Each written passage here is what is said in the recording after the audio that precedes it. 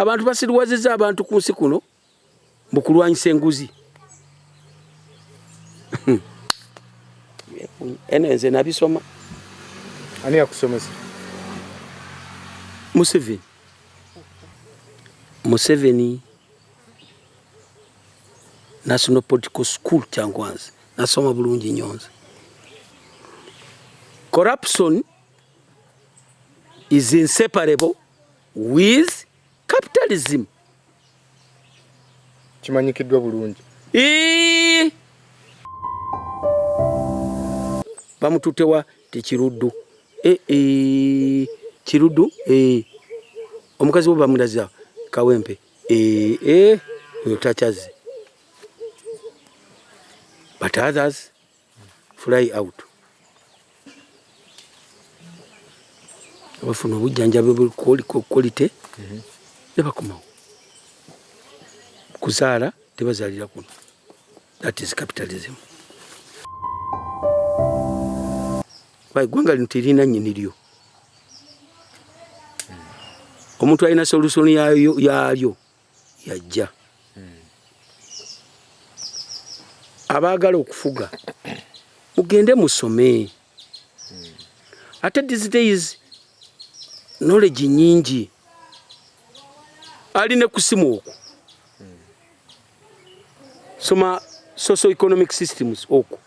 Karl Marx principles ziriyo.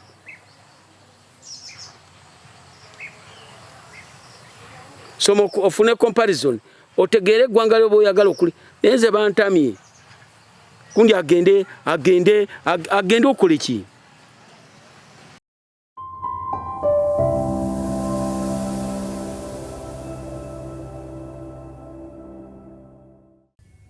Nkwaniriza nze Lubega Ibrahim Kasinga takajja obunaku. Mu kitundu kyaffe kino kye kitundu ekyokuna eky'emboozi ya musajja mukulu Lutaaya Ahmed, era nga nkutegeeza nti ebitundu ebisatu twabimaliriza, ate asobodde kubeera ng'obiraba osobola ogenda mu description wansi awo ntaddeyo link. Osobola okubeera nga ozigoberera emboozi ezo essatu, teekako nene ey'okuna, oba si kyo osobola okubeera ng'ogenda mu playlist ku channel eno, n'ogenda mu playlist ojja kubeera ng'olabayo folder eya musajja mukulu Lutaaya Ahmed, olaba emboozi zino, teekako n'emboozi ze yasooka otunyumiza eza gyenvuddewe ne bye yalaba mu lutalo lwa NRA n'ebirala. Wabula mu kitundu kino kutegeeza nti essira alitadde mu nsonga za byanfuna oba kye bayita economic systems, capitalism, socialism ne communism abitunuulidde nnyo, era n'ategeeza Uganda bwa weeyimiridde, wabula ng'akakasa nti Uganda tuli mu katyabaga bwe kituuka ku nsonga z'ebyenfuna, naddala olwaliro bw'ogeraageranya n'emyaka egyayita oba regimes ezagenda mu maaso n'okubeera nga zisooka. Kwagaliza okuwuliriza okulungi, naye nga nkujukiza nti ekitundu kyaffe ekiwedde twakomye nga Batanzania bayingidde ekibuga Kampala nga Idi Amin adduka, awo bwe tugenda okubeera nga tutandikira. Kwagaliza okuwuliriza okulungi. Abantu baggwa mu kibuga, abaluutinga kibuga, wama ekyasigalamu ng'ekyo tekisitulwa. Bizimbe byasigala bikalu. Sukaali yali owa beverages, foods and beverages yali awo. Olaba Nando's ogimanyi? Nando's mu kibuga eno lye ligenda parliament bomu gye zaavugira eno Ejinja Road awo wali foods and beverages store abazimenye, sukaali ali omwo, olala agwiridde abantu. Essanyu Kijambiya endulu yavugira Abatanzania.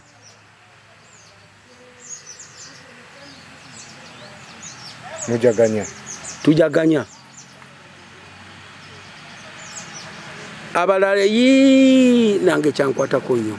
Sagambako nagendako ku Wankoko nenjagala nyingira amagye naye nga ali mwana muto ne bangoba nga ndaba amagye galina obubundu bwago bumpimpi bwe buti, obulala bwa kisanga kakuba amasasi, esemu gyetwala amasasi. Mukama Katonda, bano balina gisiri nanti tanka Basajja batukuba mukama batukuba Tanzania batukuba abalanga balangira gavumenti kambuze balese Lule antulo wembadde njalo okujja Obote basajja bayitano Masaka mu Buganda mukimanyi Obote akomawo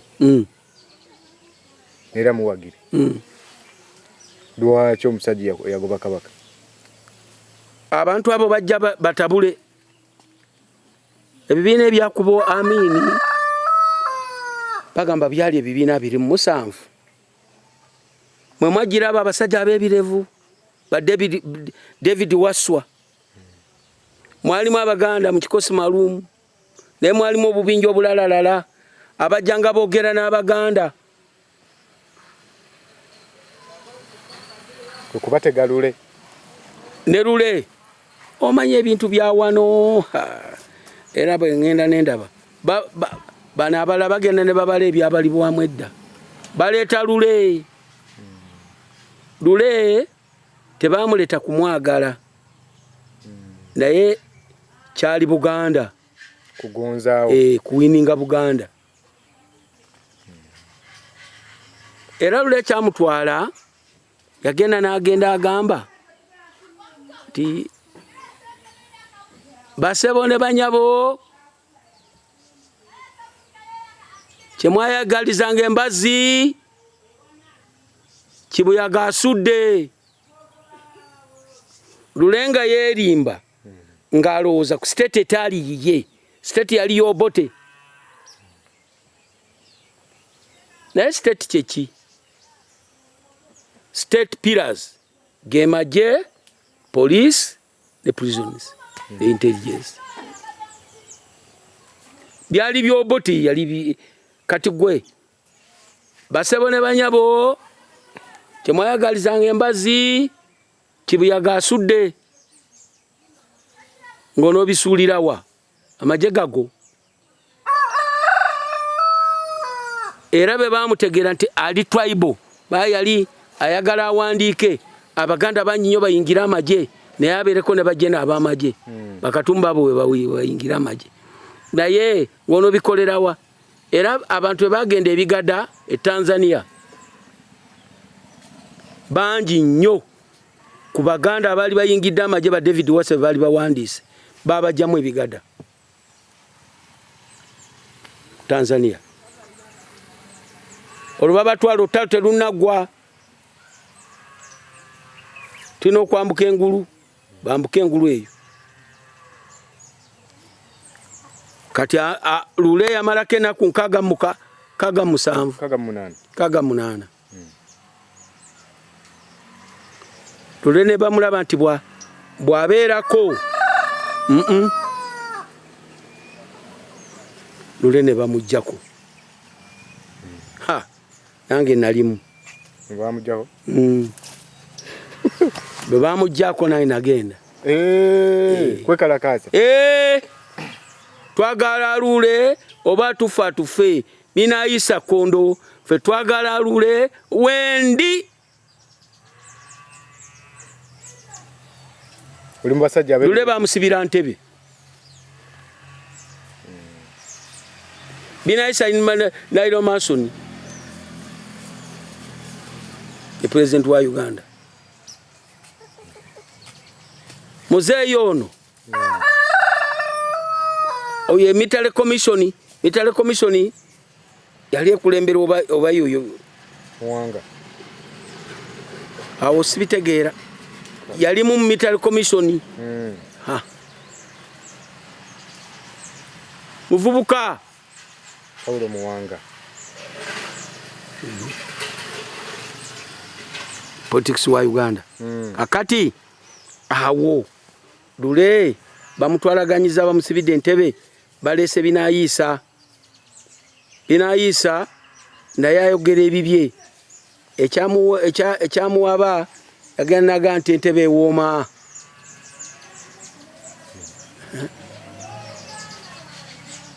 ate nga binayisa yajja kwerulira Obote ekkubo n'awoomerwa. Tanzania yakolera nnyo Obote, yayagala nnyo Obote, emuzze ewaabwe ekyomulimu Nyerere asasule omukwano tebalina ni Tanzania. Wenalabira emmotoka Scania ezo, okulaba ekintu kye bayita Scania, nasooka kuzirabira ku bajaasi ba Tanzania ennene ezo. Ho sajja baatuzinda olwo zinonye eki zirita abasirikale.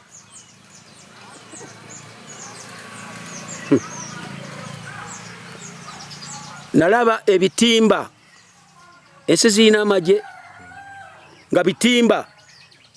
Waliwo ekitimba kye nalaba camouflage nga kuliko obukola butini bwe buti naye nga emmotoka toyinza eringa ng'ekiswa.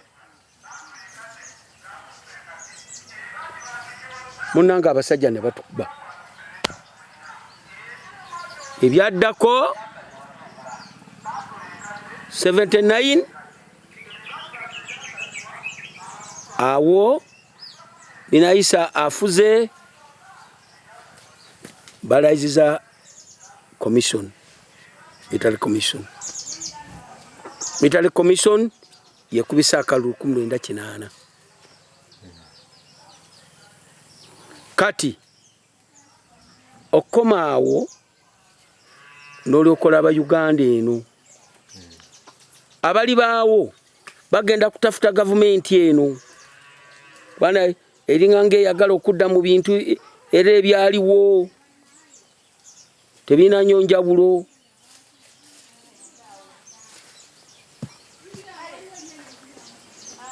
Economy kati tetumanyi kiki tutamanyi kyetutamanyi ewa gye tulaga. Nobody can determine kati mu Uganda tewali muntu ayinza kutegeera political future.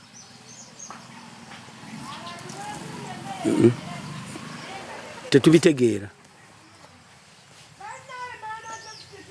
Ebina by'obufuzi weebiri birimu abantu lwaki ogamba nti tetutegeera byabufuzi? Ebibiina by'obufuzi bino ebiriwo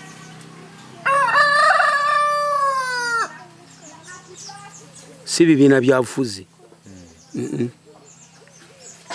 bintu birala. Ebibiina bifuzi bino bifaananako n'abawagizi ba ttiimu z'omupiira. Omuntu bw'aga nti mpagira Man U, Man U ebeera yiye. They are just supporters. Tebalina makulu nnyo. Bafani. Bafani. Amakulu g'ebyobufuzi tegaliimu. Ate njagala okuwa amagezi abantu abaagala okugenda mu byobufuzi. Balina knowledge. Omanyi mu nsi muno waliwo ebintu byototekwa kumanya era nga biri monopolized, totekwa kubitegeera ggwe ng'omuntu, era nga kikwetagisa leba kulebalinga nnyo nga Museveni bwe yagenda aga amagezi gano gonna agafuga wano tiyagajja wano. Magenyi genda osome political economy Tanzania. Yes.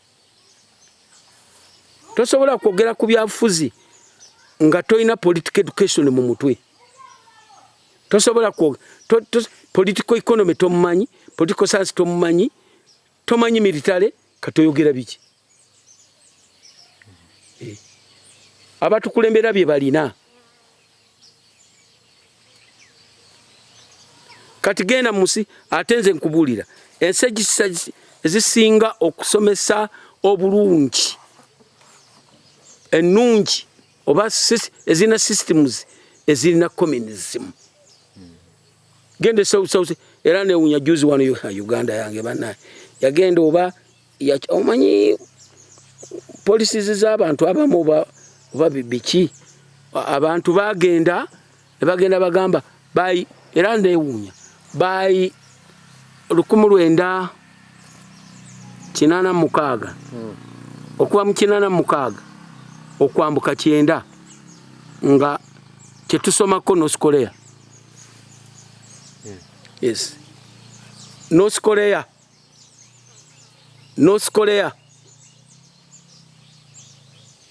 nga bweyina enkole nungi. North Korea was our role model. Myaka ki? Okuva mu 1986 okutuuka nga mu 95. Naye newuunya nnyo olunaku lumu gavumenti ya Uganda yamenyawo enkolagana ne North Korea.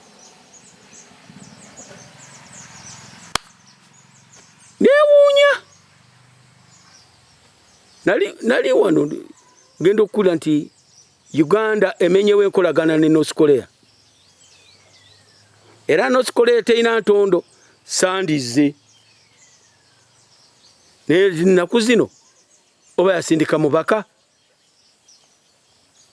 Agenda okulaba mu president ngayogera naye. North Korea was our role model because we are following capitalism, or rather communism. Olwakyusa ntudda mu capitalism basi North Korea naye tujirabira asiya. Era wakyogerako luli bwali oyogerako ku capitalism ne socialism. Waliwo omukulu yali commenting n'agamba nti capitalism yengeri yokka bantu basobola okugaggawalira mu bwangu. Capitalism mubi. Ani akukyaya capitalism? Era abaana bano abaagala okufuga eggwanga lino terina nnyini lyo. Omuntu alina solution yaalyo yajja. Abaagala okufuga mugende musome. Ate these days knowledge nyingi aline kusimu okwo. Soma socio-economic systems okwo. Karl Marx principles ziri okwo.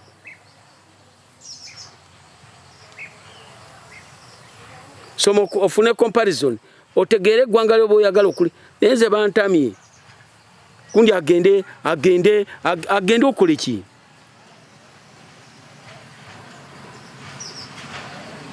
Ayagamba nti capitalism mbwe eggwanga likula namulaba.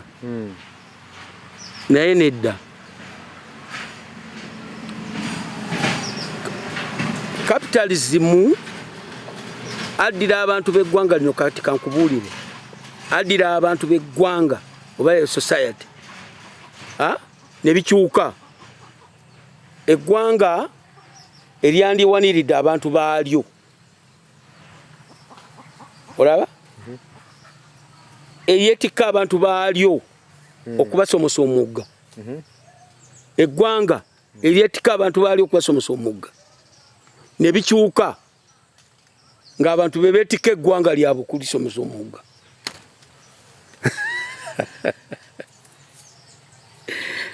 It's very dangerous. Era neewuunya abasajja nga minisita oyo gwe eyawummudde be basomesanga abantu lwasa Mpijja oyo owe Masaka. Sempijja bamulangaki. Be bakada. Tebasirikira ya Rabbi. Basomesa socialism.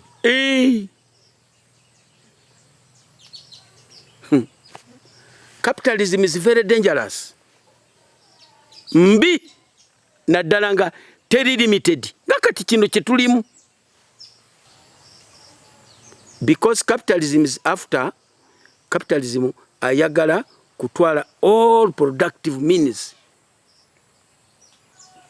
Ebintu byonna ebivaamu okukola ekintu. Capitalism omuntu omu abitwala. Mwene mufukamira okujja okukola gyali. Mufune mu earning life ku muwendo ye gwayagala okukuwa. Labor cost oba wage gyayagala okukuwa kyakuwa. And you have to work.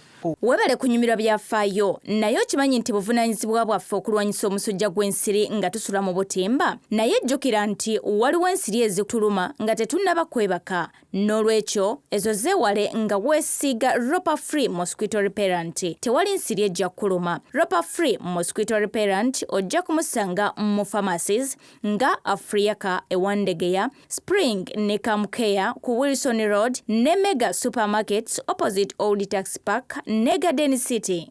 Chakuwa. And you have to work. President yalabamu ekirungi okukyuka okuva ku communism okudda ku capitalism. Era tuyambe buyambe bannaye kubanga yalina obusobozi. Capitalism mubi. Oba ine ekirungi kyeyalabamu. Because there are two types of capitalism. Wao capitalism wa amawanga agakula. Amawanga agakula go capitalism wago ku hegemonizinga kukwata amawanga malala ne gaganyunyunta. Agaita mu sente zaago. World Bank, International Monetary Fund, ebine biwo buyambi. Amawanga ago ne gakamula. Nga capitalism tegamutwala ku bantu baago. Esizini ezakula bozikola. Capitalism gamutwala mu Iraka ne babanga baleta mu national reserves. America ina sente ezisobola okuliibwako abantu baazo kumala emyaka 10 nga tebakola. Bungereza enga sente ezo azibbye mu mawanga gafuze obumbula. America taina twali yafuga naye asobola okubba. Kati bali mu Libya bali kubba. Mu Iraka chovola baba babefulide bali Syria bali kubba. Ate ffe betugenda nga betugende Congo oba abantu awala wona ffe tetubba kuleta mu national reserves. Ba individuals bebakozesa bebabirya. Kati communism wa mawanga amato gano nga Uganda capitalism mubi bwabula bwabeli byakosa adda ku bantu and there are high taxes now up. Buli wamu wali high tax. Banga telina jiriraga kugenda kubba libira abantu bano. Neither systems can be systems busy a system wemwe inzo butakola. Capitalism yeka oba socialism yeka oba communism yeka. They need to be mixed up. Tuli mu mixed? Era bomala okusoma ebintu ebyo no webuuza tuli luddawa. Tuli mu transition, tuli mu mixed economy, tuli mu ki? It is totally purely capitalism. Ekitukoze obubi abantu bakaaba abantu tebateredde capitalism abantu bakaaba bukaabe. Government tuyambe so government tuyambe. Capitalism tayamba muntu kubaawo. Ababoda boda bewerera mujja kgenda. No. Bajja kgenda olete basi zo.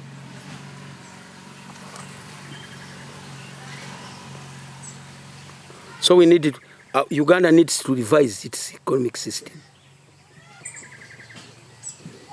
Chintu ekikulu kati yagamba capitalism ayawula mu bantu. It is a classical society. Classic abantu tolaba ne programs zijanga za njawulo.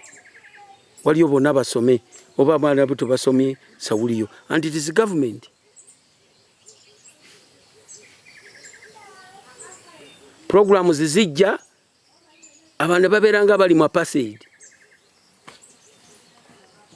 Tuwano gwe tukkirizibwa kubeerawo. Dawali economic classing.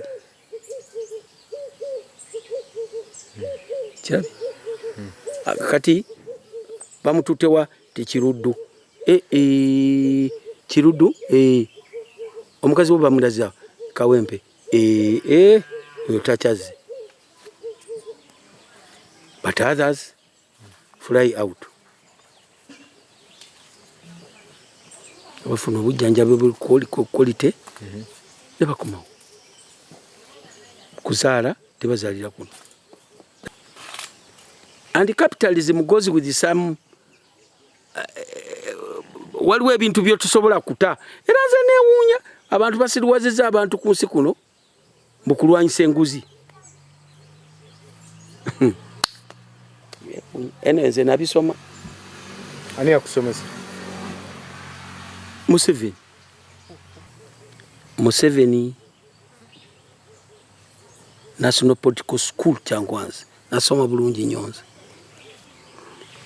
Corruption is inseparable with capitalism. Kimanyikiddwa bulungi. Tolina byo era nze newunyaga tosobola kwawula capitalism ku corruption. Era where do they fight corruption? Ba fighting corruption mu socialism oba communism yeri corruption. Here it is okay. It is the order of the day.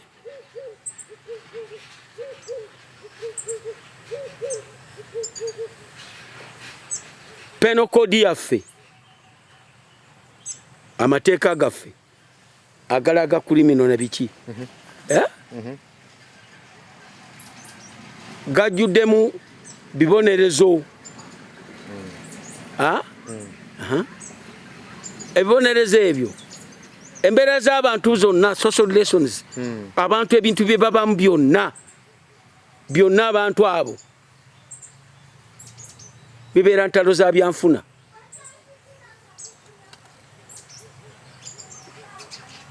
Era property related cases oba property related crimes zeziri mu penal code. Property ownership related cases zeziri mu penal code. Kubba. Capitalism ebibuga byonna babitana Iron City. Mitayimbwa nzigi za byuma buli kimu kyonna. Do you know what it means? Abye omuntu amubbe atereke emabega w'oluggi olugumu. Yono gwabye bwatuuka ku luggi lumulemu okumenya. Full stop kikitegeeza. Kati who told you in capitalism they fight corruption? Who? First of all, oyina limit ki gy'otaddewo yoyinza oga nti obugagga bw'omuntu bukomewo wano. Omuntu wakuzimba petrol station ekibuga kyonna n'akimalako n'akwata Mbalala n'akwata everywhere. He's accumulating wealth. Agaba mirimu. Ekyoleese. Ate nga mu mirimu there is exploitation. Labor exploitation.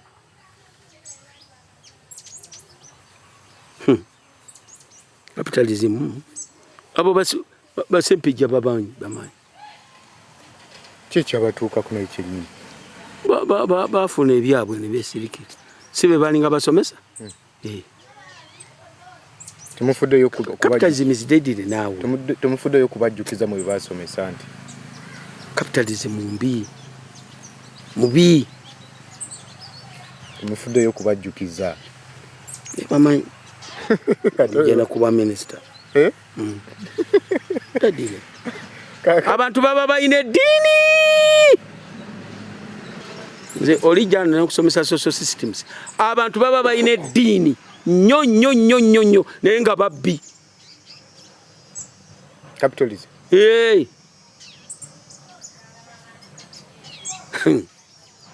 Baba babbi. Befulukuta mu kanisa omwo. Ekigambo kya Mukama kiringa ekya Mukama.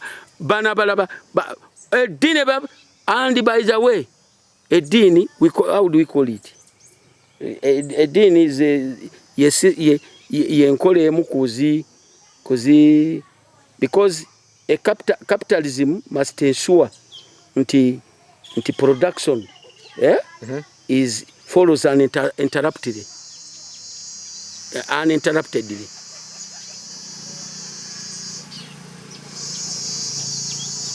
Kati ebyo bye bikuma social relations.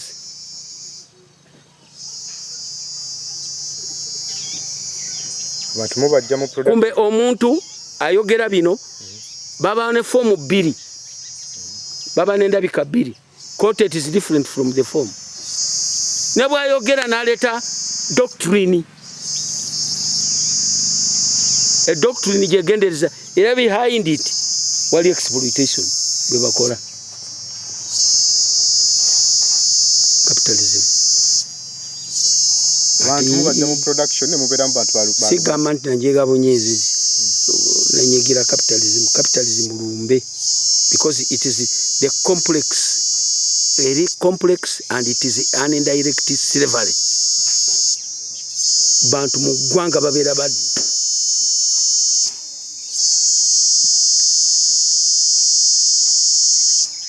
Era babeera tukita civil unrest.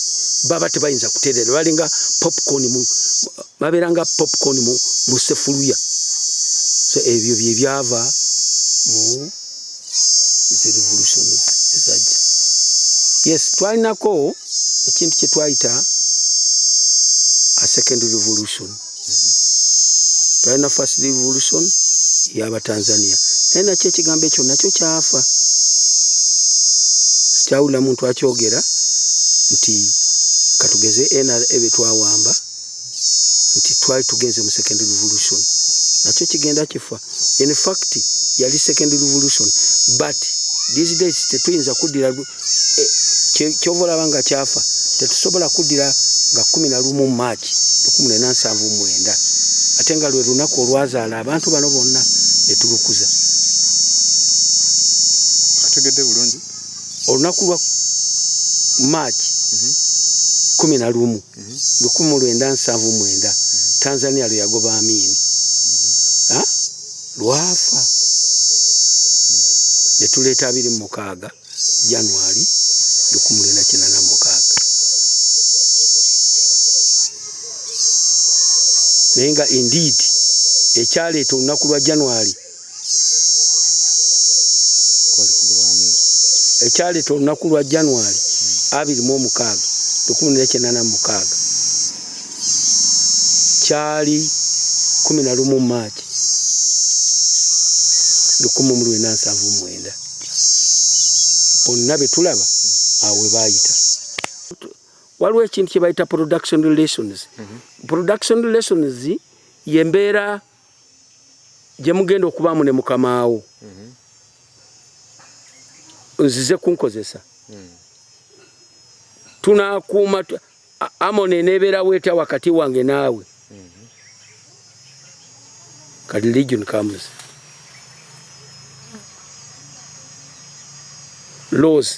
Laws, religion, custom, pisa zamwe zonna zeziba kuuma. Bango lyaga tobbanga gwe nkulabe ne sente zaawo akakaddeko ze ne mekaba Katonda bwato byagamba. Taba mutuufu. Ate mukono ku systems ngeya socialism capital ani anabba munne communism ndio mwaina era kyovolaba okucriminalizinga bye pichipichi yo oba ono roba n'omusiba mukomera mu socialism bagamba oba mu communism amusibidde bwerere yeye mukyamu.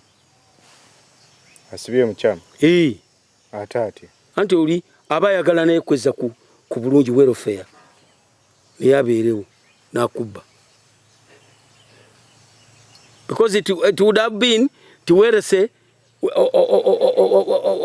ebyobugagga bigabanyizibwa kyenkanyi. Ate babigabanyizibwa kyenkanyi. Oli musanyufu, n'oli musanyufu, n'ono musanyufu, ani anabba munne. But here is and it is era obolaba ng'omubbi muwe mangu sente because ajja kutemera bwerere ne sente azitwale nga akutemye. He's right to steal. Tunayagala kuchoyina. Abaze kusuza kunawe kubiwabba. Enseno ya buzibu. Olaba? Wowe tulaga. Mwe mumanyi fe twekulidde. It's very bad, Bambi. Communism, okay. Communism cannot stand by yeye kana ayimirirawo. Fine. Our leaders should now come to understand abantu bakaaba. Capitalism nakugambye tayagalira dada kumobilizinga. Era capitalism has no information.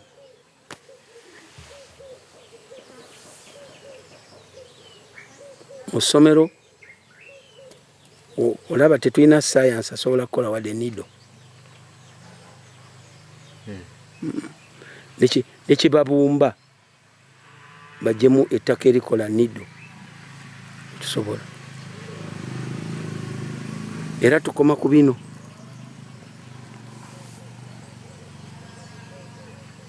Naku assemblinga ezo baseso zebayitaani bazita bata MUSEVENI ziyatongoza juzi zikayola zogam.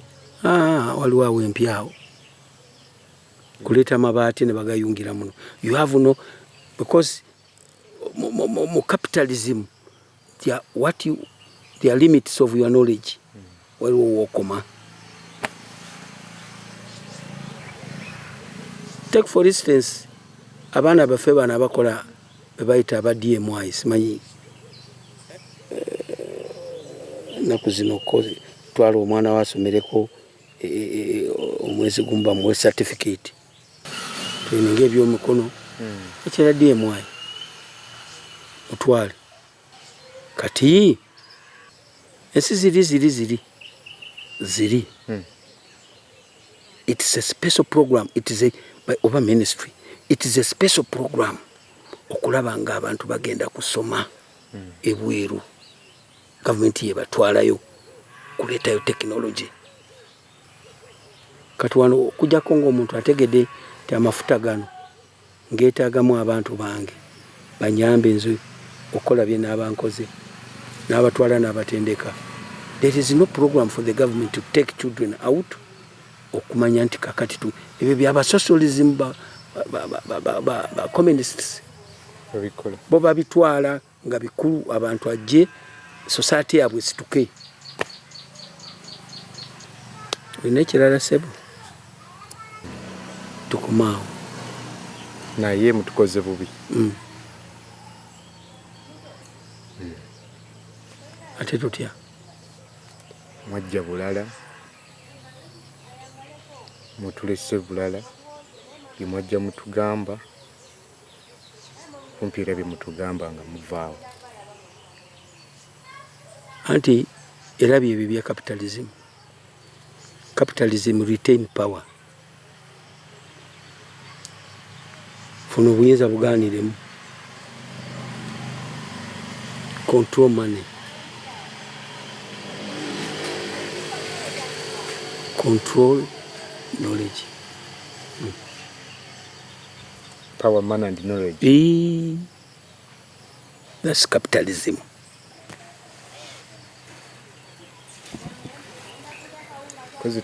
Retain power, control money, control knowledge.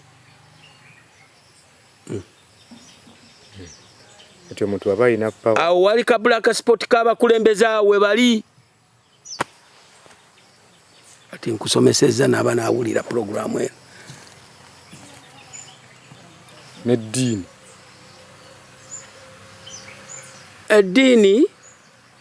Edini, you see, there is what we call waloche Twitter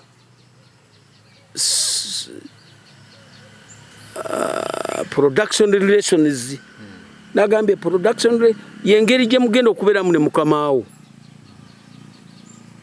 Tolaba production relations eyali wakati wa slavery, abantu ng'omuntu bamutwala agende bamukwate bamutwale obuddu, yali bweti tojja kufuna munwe gwa nusu n'ogwo. Genda okole. That was their productive relations. Genda okole. Nja kutta. Kola. Nina amaanyi, nina amateeka, nina buli kimu, nja kutta, kola. That was their productive relation. Now, productive relation eya feudal. Bananyini ttaka bano. No. Gwe sasula busuulu. Olwokubeerawo nga ojja kubeerawo nga osasula busuulu. Without it tojja kubeerawo. Omuntu akutta omusana n'enkuba na buli kimu akitutte. That is feudalism. Yagobera slavery. Kati capitalism eva mu feudalism. Ofuna sente mu feudalism. Abantu bakulimidde ebyobwerere bitaliko leba olw'okwagala babeere nga batuula ku ttaka lyo. Bawadde homages. Bateekwa okuleeta gosinga ekitegeeza gwe mutaka gwe gosinga okulima ebinyeebwa ku kyalo. Abantu babaliko 15 ku ttaka. Bwe banaalima ebinyeebwa buli muntu aleeta endebe 2. You are rich. Era ensi eno mwe baana mmwe temuli mazima.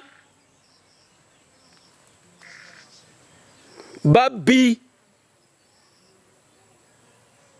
N'abasoma ennyumba ewuunya. Babbi. Abasomye nnyo. Was it right? Omuntu omugga nti ettaka lino lyange. Tuzaalirwa ku ttaka, tutambulira ku ttaka, tuzimba ku ttaka, tuzikwa ku ttaka, buli kimu ttaka. And somebody says this is my land.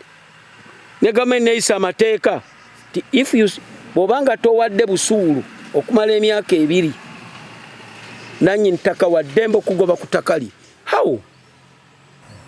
Abantu ne boogera ku birala byonna human rights. Ne bali ne bootitibya human rights. Simanyi biki. Abantu nga baleese ebintu. Teri yagamba economic right. Ani yagambako ti omuntu alina economic right?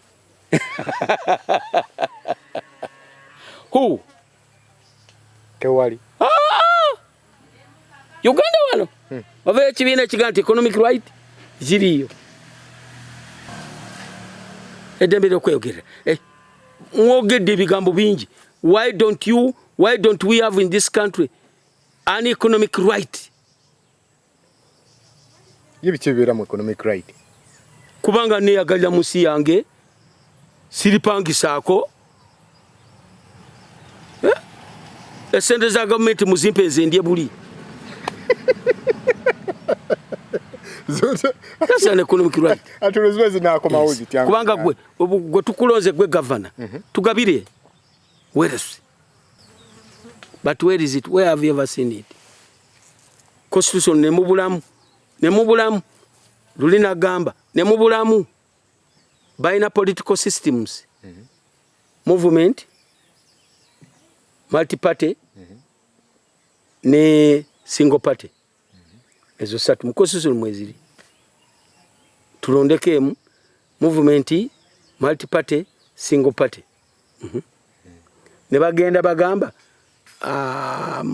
ezo si political systems. Ne baleta governance systems. Federal, unitary, decentralization, na kyekirala. Nazo tulondekemu. Bagamba ko mu constitution mulimu economic systems. Soke tulondekemu. Emu enkulu. Ate yenkulu. Kubine bisigadde. Bino tebiri mu magezi.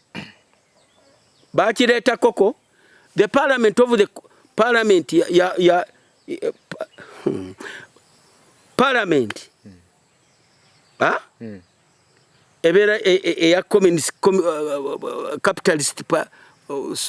capitalist society parliament eyo gyolaba is exploitative. Omuntu wa bulijjo munoonyeze sente yogera ku bya sente. Politics is about distribution of wealth and resources between individuals, groups and state. Waliwo akyogerako awo. A country has its own resources. Eyina ebyobugagga byayo. Tubala tuleeta abantu ebyo byo tobyogerako byagenda mukazikiza. Tuleeta abantu babiteeka mu sente. Parliament muyisa mutyeteeka erigamba nti omuntu bw'anaagaananga okusasula busuulu. Isn't that slavery really? Omuntu bw'anaagaananga okusasula busuulu emyaka 2 bwe banamutwalanga mu kooti enemuwanga eviction nava ku ttaka. Kwe nazaalirwa amwe Ugandan. Bantu balabye n'ensi era nze bannaye n'entalo zino ze tulwanira ebintu ebyo ebyamagezi. Abaye mulwanira ki? Tetulwanira wealth for our social well-being. Tubeere bulungi mu nsi. Juzi mukama wange yagamba nti ku COVID era kwolabira COVID bakola fundraising nga batunda akatale. Muzeeyi n'abeera mu ntebe n'agamba amakampuni muleete sente. Muzeeyi n'asuubiza n'agamba nti naye twetaaga tufuneyo akaleediyo buli kyalo, buli maka tugawe kaleediyo, just kaleediyo set akatono katya. Bwe twatuuka ku masomero tugamba nedda buli kyalo kifuneyo TV abaana basomera okwo nga sente zinaavaawo. Teziriiwo. Lwaki teziriiwo? Ebintu ebirina okuvaamu sente ebyo byagabwa. It was a grave mistake. Mu butuufu bw'ebigambo kasookedde mbeerawo ekintu gavumenti kyeyakola n'eddira ebintu byayo byonna n'ebigaba. It is a grave mistake. President ono alina engeri gy'ayagala akibikke kigwewo musome sayansi tuleme kusoma bino. Naye all in all era kyakudda. Maybe it was a mistake. It could be a decision like decided okuwa abasajja beki sente naye let us revisit tukomewo tutegeere ebyenfuna bino biri bitya. Olaba muntu omanyi nti mu socialism ne mu communism all people are civil servants. Buli omu yenna abeera mukozi wa gavumenti. Abaana batambuza ebibaafu n'otunuulira abaana atambula n'akwata lino afuneyo sente anaazikyawa nadda nze olumu wano bakyama namugamba walidde emmere tate naalidde bukkiridde n'otunzeeyo tate nfunyeeyo kakati kiri kitya tenzirayo ekyankwata olw'e Masaka.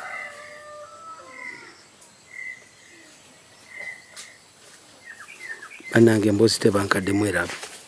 Mu butuufu emboozi tebankadde. Sajja mukulu Ahmed Lutaaya bw'atyo bw'awunziza ekitundu kyaffe kino eky'emboozi ez'ebintu Uganda byezze eyitamu. obulamu bwe bubaawo tujja kubeera nga tuddamu tumufune alinayo emboozi endala gy'ajja okubeera nga tutuusaako nate nkusaba obeere nga onyumirwa ensonga zino zatutuusizzaako tuziyigemu kubanga ensonga nkulu nnyo era bw'abadde afundikidde n'ensonga enkulu ennyo nnyo ddala ng'ovudde ku gyafundikidde nayo ate agenze maaso n'okubeera nga ayogera ku bintu bingi nnyo ayagala okubeera nga wenyigira mu byobufuzi genda obeere ng'osoma obeere ng'omanyi ki kyennyini ky'oyimirirako so si kubeera ng'oyogera bwogezi nga naye tolina option oba alternative ndala eyo ensonga ebadde nkulu nnyo.